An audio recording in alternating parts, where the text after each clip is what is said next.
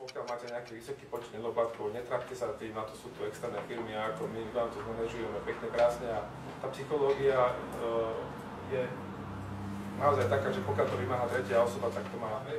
Po 8 rokoch riešim exekúcie človeka, ktorý je v Anglicku. Teraz mi dokonca uradil, možno ho nejakí páni budú poznať, Julius Šimon, futbalista, aktuálne trénuje v Zimbabwe, či kde to nejaký futbalový tím. Prišiel, uhradil, lebo vedel, že proste má dlh. Dá sa na to siahnuť, len záleží od konkrétnej činnosti súdneho exekútora. Vymáham pre mesto Komárno, tiež ten potrh za odpad, 2200 prípadov minulý rok bolo podaných, z toho 63% bolo bezdomovcov oficiálnych, lebo prešli na druhú stranu. A zverí to všetko advokátovi, alebo ako postupovať? Záleží od toho, viete, sú rôzne spoločnosti, ktoré fungujú, ako tak fungujú, a prejde pol rok a nefungujú. A idú do konkurzu napríklad. Ja neviem, zažil som v praxi aj to.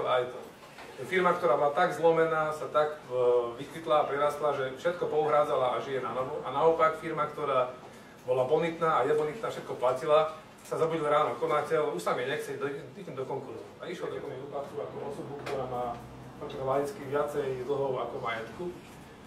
A jednak môžete ten návrh podať dokonca aj vy ako správca, jednak sa do konkurzu môže pohodiť sám on na základe vlastného rozhodnutia.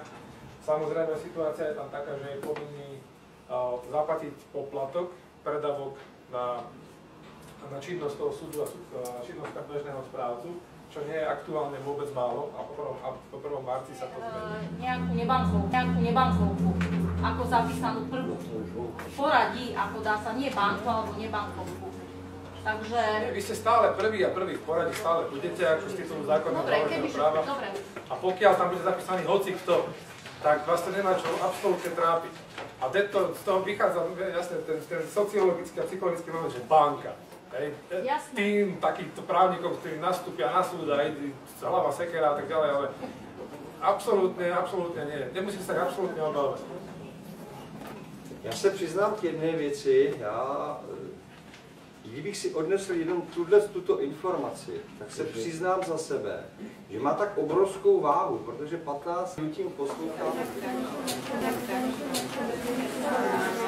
Ja som vám asi nedala nič. Vy ste to uhradili ešte až do kapitála. Áno. Straka, ja som dávala niekomu takému prvému, čo som zapísala. Nedala som.